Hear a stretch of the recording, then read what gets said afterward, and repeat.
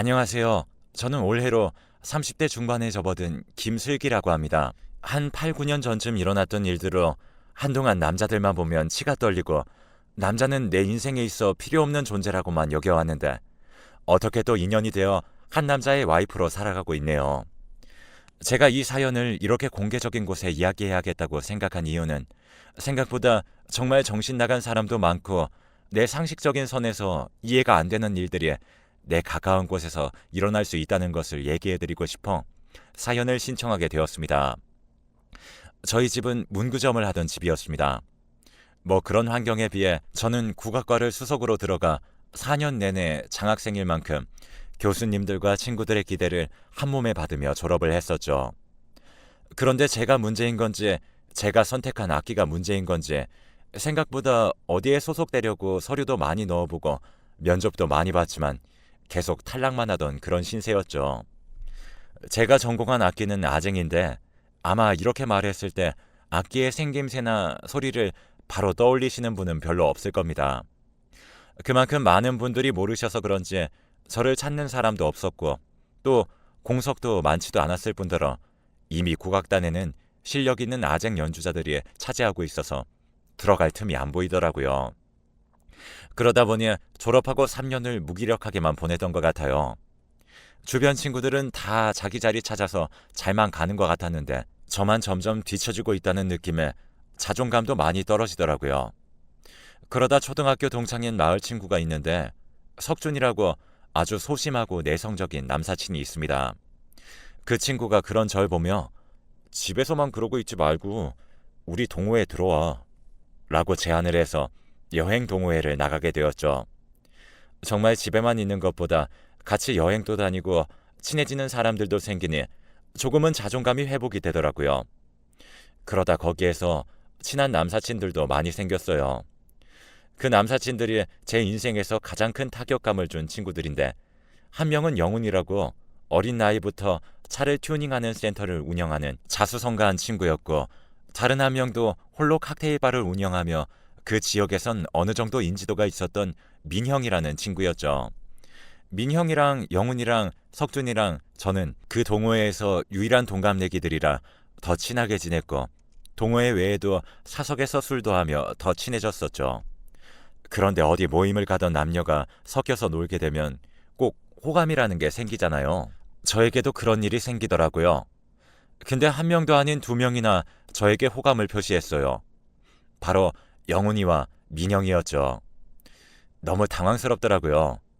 둘은 아주 절친한 친구였고 서로의 사업을 도와주는 그런 우정을 나누던 친구였는데 둘 다 저에게 호감을 표현을 해버린 걸 알게 된다면 그 둘은 어떻게 되는 걸까 싶어서 좀 걱정이 되었습니다. 그래서 제가 빠지는 게 나을 것 같아 몇 달 동안은 좀 멀리했어요. 그런데 영훈이가 저에게 따로 연락이 와서는 슬기야, 내가 너무 부담스럽게 했어? 미안해. 내가 빠질 테니까 그냥 네가 나와. 이러더라고요. 석준이도 연락이 와서는 다들 너가 빠지니까 왜 그런 거냐 궁금해한다. 그냥 나와라. 이런 얘기를 하니 이래도 불편하고 저래도 불편했었지만 그냥 동호회 모임만 참석하기로 했답니다. 그렇게 또 무던하게 잘 지나가는 듯 했었는데 한 번의 사건으로 저는 그 둘 중 한 명에게 마음이 끌리기 시작했어요. 그날도 다 같이 강원도로 1박 2일 여행을 갔는데 영훈이가 티나게 절 챙기더라고요. 다른 사람들도 거의 눈치챌 정도였죠. 그래서 부담스러워 혼자 바닷가를 거닐고 있는데 영훈이가 다가왔습니다. 그렇게 서로 바닷가를 거닐고 밤하늘을 쳐다보며 많은 이야기를 나누게 되었어요. 영훈이도 들어보니 생각보다 따뜻한 마음을 지닌 친구더라고요.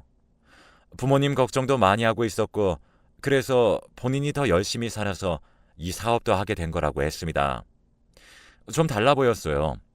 보기엔 겉멋도 들어 보이고 술도 좋아하고 그래서 그냥 철없이 사는 줄 알았는데 생각보다 자기 일도 열심히 하고 근성 있게 사는 것 같아 저도 모르게 호감이 생겼죠. 그렇게 여행을 갔다 오고 나서는 부쩍 영훈이와 가까워졌습니다. 영훈이는 부담스러워하지 말라고 비싼 선물을 사주면서 그냥 친한 친구로서 주는 거니까 그냥 의리로 받아들여라 이러면서 부끄럼 많은 아이 같은 매력도 드러내고 저도 모르게 점점 호감이 커져감을 느꼈죠. 그러다 어느 날은 갑자기 민영이가 저에게 고민이 있다며 고민 상담을 하더라고요. 자기 칵테일 사업에 관한 고민이었습니다.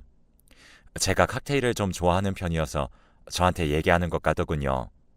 민영이의 고민은 신메뉴 개발인데 생각보다 아이디어가 안 떠오른다고 저보고 신메뉴 개발 좀 도와달라고 했고, 얼마 후 제가 도와준 그 칵테일이 폭발적으로 인기가 많아졌다고 했죠.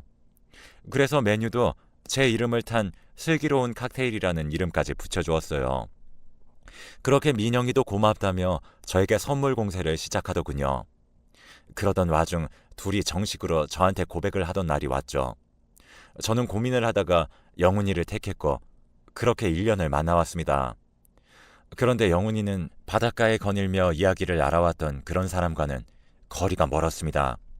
처음 한두 달은 저에게 모든 걸 맞춰주고 그러더니 언제부턴가 바쁘다는 이유로 자주 만나주지도 않더라고요. 그렇게 6개월 정도 저는 점점 외로워졌고 그때 민영이가 다시 저에게 손을 내밀었어요. 민영이가 제 마음을 유일하게 다독여주는 친구였죠. 제가 영훈이 일로 속상해할 때마다 어떻게 알았는지 밥 먹자고 부르고 커피 마시자고 부르고 수시로 그렇게 불러대놓고 와, 영훈이 쓰레기네. 안 되겠네. 내가 아주 혼쭐을 내줄게. 사나이 망신 영훈이가 다 하고 다니네. 이러면서 귀여운 허세도 떨면서 제 대신 화도 많이 내주더라고요. 그러던 어느 날 민영이가 저에게 고백을 하는 겁니다. 저는 너무 당황스러웠고 자기랑 친한 친구의 여자친구인데 이럴 수가 있나 싶어서 저는 거절을 했죠. 그랬더니 민영이가 갑자기 돌변하는 게 아니겠어요. 아, 진짜 더럽게 비싸게 구네. 라며 말이죠. 저는 너무 황당해서 어버버 하고 있었는데 제 표정을 보던 민영이는 아, 진짜 거지 같은 게 왜 이렇게 비싸게 굴어. 그냥 적당히 비싼 거 사주면 좀 넘어오고 그래라. 와, 너 때문에 돈을 얼마나 쓴 거냐? 라며 저에게 모욕적인 말들을 쏟아냈습니다. 저는 너무 무서워서 한마디도 못하겠더라고요. 정말 갑작스럽게 이런 공포감이 조성이 되면 몸이 굳어버리는 거 있죠? 적절한 예일지 모르겠지만 갑자기 공포스러운 상황에 놓이거나 하면 뭐지? 뭐지? 하다가 몸이 굳어버려서 아무것도 못한다고 하잖아요. 왜 그런지 알겠더라고요. 민영이는 한바탕 저에게 화를 쏟아내고서는 다시는 이 바닥에서 그 재수없는 낯짝 드러내지 마. 이러고는 가버렸습니다. 그리고 얼마 후 이놈들의 실체를 알게 되는 날이 되었죠.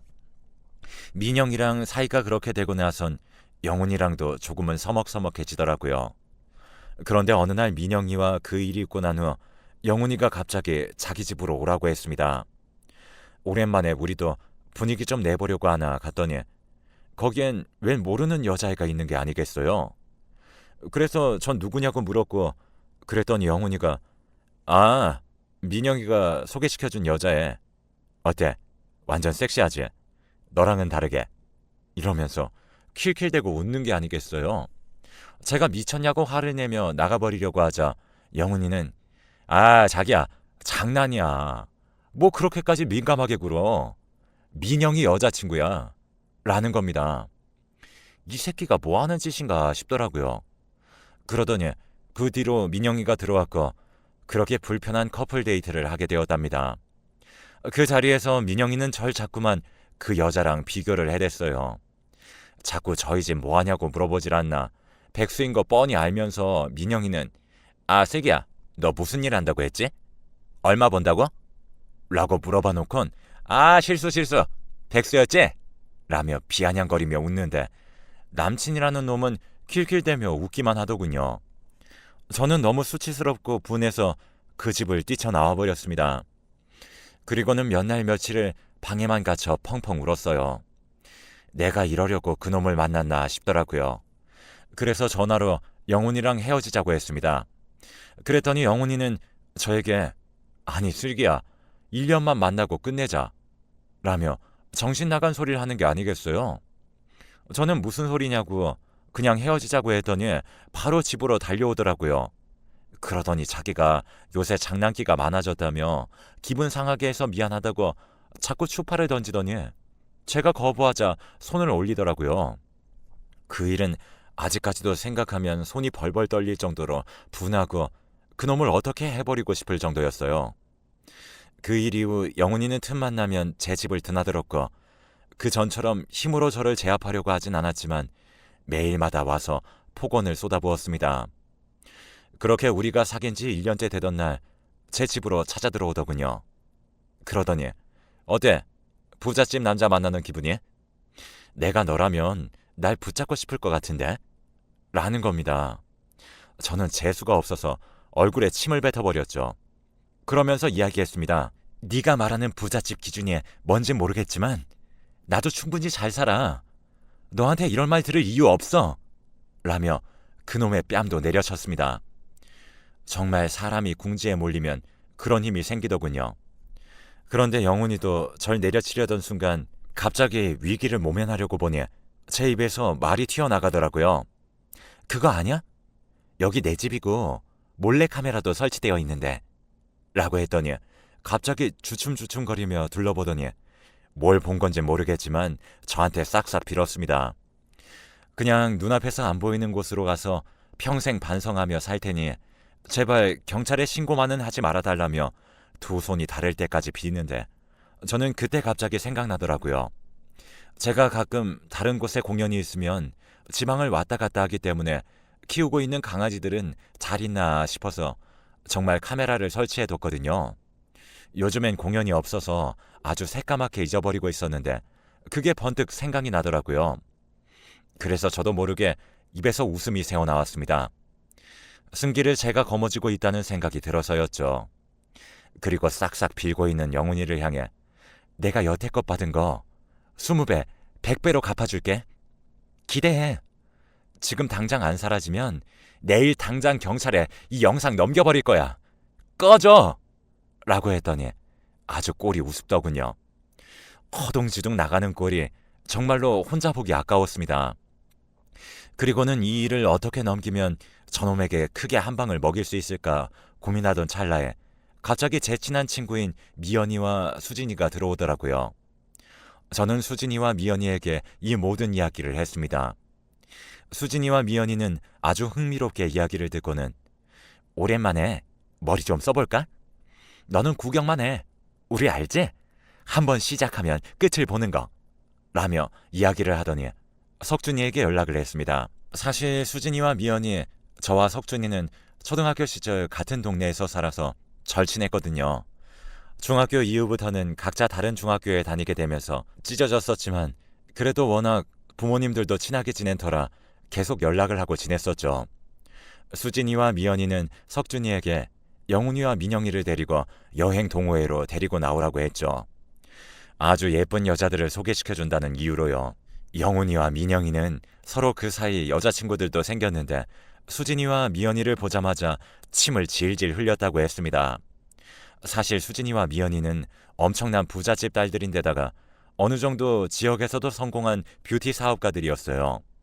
그러니 패션이며 스타일이며 얼굴이며 남자들이 졸졸 따라다닐 정도로 인기가 많았었거든요.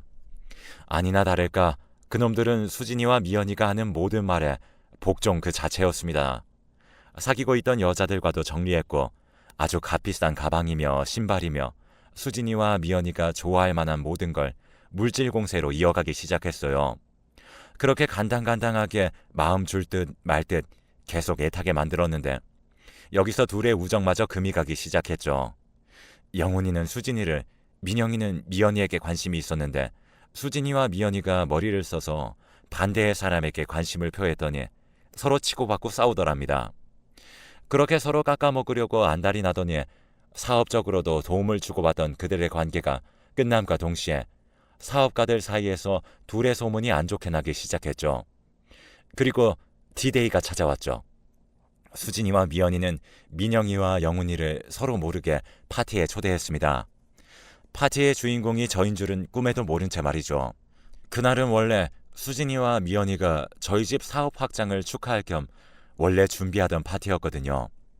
거기엔 나름 지역에서 잘 나간다는 사업가들도 몇 명 있었고 의원님들 자식들도 있고 그런 모임에 가까운 파티였거든요. 아무튼 영훈이와 민영이는 오자마자 서로 으르렁거리며 여기저기 옮겨다니며 서로를 욕하고 다니다가 갑자기 제가 나타나니 영훈이는 어디론가 스리슬쩍 숨어 다녔고 민영이는 저에게 다가와 아니 이게 누구야? 거지네. 거지, 여기엔 너 같은 애들이 오는 곳이 아니야. 헐 헐 하면서 하하하 웃더군요. 민영이의 웃음소리가 정막 속에 울려 퍼졌습니다. 순식간에 파티 분위기가 쌓여지자 민영이는 그 사람들을 향해 아니 제가 아는 여자인데 뭐 얘네 집이 문구점? 뭐 그런 싸구려 갖다가 파는 그런 걸 한다는데 우리 같은 1급 청정수에 이런 3급수에 사는 붕어 같은 애들이 오면 안 되잖아요. 물 다 흐리게. 라고 말하니까 거기 있던 수진이가 민영이의 어깨를 툭툭 치더니 저기요, 무식해서 잘 모르나 본데 이런 거 명예훼손이란 거 모르세요? 라고 했더니 민영이는 명예란 게 있어야 훼손을 하죠. 라며 생글생글 웃자 수진이는 저기 여기 슬기 파티장이거든요. 하며 저에 대한 이야기를 하자 민영이의 표정이 새파랗게 질리더군요. 부끄러움에 민영이와 영훈이는 그렇게 사라져버렸고 저희는 명예훼손, 모독죄, 허위사실 유포 등으로 고소를 했고 민영이는 1년 이하의 노역복무 그리고 200만 원의 벌금형이 주어졌습니다. 영훈이는 제 집에 들어와 저에게 폭언을 했던 부분이나 강압적으로 했던 모든 행동들에 있어 징역 2년에 벌금형 1,000만 원을 선고받았었죠. 나중에 경찰 조사를 받고 나서 알게 된 사실이지만 이 둘이서 저를 가지고 내기를 했다고 하더라고요. 석준이를 통해 여자 한 명 동호회로 데리고 나오라고 협박을 했었고 이 둘에게 괴롭힘을 당했던 석준이는 이런 그들의 내기는 모른 채로 저를 데리고 나왔다고 합니다. 그 뒤로 민영이와 영훈이는 먼저 사귀는 사람에게 1,000만 원을 주겠다며 내기를 했었고 1,000만 원을 잃은 민영이는 6개월 안에 자기한테 넘어오면 어쩔 거냐며 두 번째 내기를 했었다고 합니다. 그런데 또 1,000만 원을 잃게 되었던 거죠. 그래서 민영이가 그렇게 저한테 분풀이를 했었던 거였고요. 그리고 민영이가 1년을 버티면 또 1,000만 원 내기를 했던 터라 어찌 보면 민영이는 내기로 3,000만 원을 날리게 된 거였죠. 그리고 왜 석준이가 저 애들한테 저렇게 당하고 살았나 알아봤더니 석준이네 부모님이 영훈이네 부모님이 운영하시던 빵집에서 일하시고 계신다고 하더라고요. 그분들 사이에선 아무 문제는 없었다고 해요. 그런데 영훈이가 이걸 빌미로 석준이를 협박했고 석준이는 어쩔 수 없이 그놈들의 손아귀에 놀아날 수밖에 없었다고 하더군요. 이 사건도 석준이가 따로 경찰에 고소를 했고 석준이는 용기를 내어 그동안 괴롭혔던 카톡 내용들 한 번은 크게 폭력을 휘두르다 석진이가 넘어져서 찢어진 피부를 꿰맨 적이 있었는데 그때의 진단서들 모두 가지고 있어서 오히려 단순 폭행으로 신고했던 일이 특수폭행으로 넘어가 징역 8개월에 집행유예 2년을 추가적으로 선고받게 되었습니다. 석준이도 이 일로 드디어 그 아이들에게 해방됐다며 좋아하더군요. 이 일이 알려진 후 그놈들이 경영하던 튜닝센터랑 칵테일바는 다른 사람들에게 넘겨졌고 특히 지역에서 그래도 맛있는 빵집이라고 알려졌던 영훈이네 베이커리도 타격을 좀 받은 듯 했습니다. 그래도 영훈이네 부모님께선 자식 새끼 잘못 키운 것도 버리라며 영업권을 석준이 부모님께 넘기고 어디 먼 지역으로 이사가서 살고 계시다고 들었네요. 이쯤 되면 저희 집이 어떤 일을 하실지 궁금하실 것 같은데 저는 사실 뭐 내가 잘 살고 못 살고를 굳이 꼭 남한테 알려야 하나 라는 생각을 가지고 살았거든요. 그래서 문구 생산 공장을 크게 하시긴 했지만 굳이 사람들에게 나 되게 잘 산다고 티내고 싶지 않았어요. 보태서 이야기하자면 저희 어머니 쪽에서는 공유 분쇄 공장도 가지고 계셨는데 두 분께서 영업하시기는 힘들 것 같아 제 여동생 쪽 부부가 맡아서 운영 중이긴 해요. 그리고 친구들이 파티를 해주던 건 부모님께서 다른 생산 공장까지 인수하셨었거든요. 너무 자세히 말하면 누군지 알 것 같아 대충만 이야기할게요. 아무튼 친가 쪽이든 외가 쪽이든 다들 공장을 가지고 운영하시던 분들이라 본인들의 일에 자부심을 가지고 생산에만 매진하셔서 저는 다른 사람들도 그런 자부심을 가지고 일을 하나 보다 생각했는데 이번 일로 사람들이 내가 가진 생각과 좀 다르구나 라는 걸 확실하게 알게 됐습니다. 그리고 제가 그렇게 남자들에 관해서 치를 떨면서 살다가 4년 전쯤 간간히 연락을 주고받으며 지내던 석준이랑 부쩍 가까워졌고 지금은 제 남편이 되었습니다. 알고 보니 석준이가 문구 광이었는데 워낙 소심하고 내성적인 성격 탓에 회사에 들어가도 적응을 못하고 금방 퇴사하고 그랬었거든요. 그래도 블로그에선 꽤나 문구 리뷰나 공구 등 활발한 활동으로 유명했었던 것 같더라고요. 그래서 오랜만에 만났던 날 우연히 그 이야기를 듣게 되었고 아버지한테도 소개드렸어요. 그랬더니 아버지는 몇 번 이야기를 해보시고는 아주 마음에 든다며 바로 아버지 생산공장 쪽으로 취업을 시켜주셨죠. 그렇게 결혼을 한 후 공장을 저희가 물려받게 됐는데 남편의 직업 만족도가 최상입니다. 그렇게 행복해하면서 출근 시간을 기다릴 정도니까요. 저는 든든한 가장이 있어 여기저기 요양원을 돌아다니며 아쟁 공연을 하고 있어요. 저도 남편도 서로 좋아하는 일을 하면서 살다 보니 서로 자연스럽게 존중하게 되고 삶에 만족을 하게 되니 서로 더 배려를 하게 되는 것도 있는 것 같아요. 제가 이렇게 사연을 이야기하는 이유는 사실 석준이가 제 스타일이 아니었어요. 너무 밍숭맹숭하고 남자로서 매력도 별로 없었거든요. 저도 그 나이대에 여자들이 그렇듯 조금은 여자를 확 끌어주고 잘생기고 좀 화려하게 살고 그런 남자들에게 끌렸었는데 아주 된통 크게 당하고 나니 석준이가 오히려 남편감으로 참 괜찮은 사람처럼 느껴지더라고요. 30대 중반인 제가 할 이야기는 아니지만 사람들은 이렇게 힘든 일을 겪을 때 한층 성장하게 되는 것 같아요. 세상 보는 눈도 생기고 말이죠. 앞으로도 더 넘어질 날도 많고 제 부족함을 탓할 날도 오겠지만 그래도 전 그때마다 일어서서 또 앞으로 걸어나갈 겁니다. 지금 행복하신 분들도 힘드신 분들도 모두 힘내시고 더 행복하시길 바라겠습니다.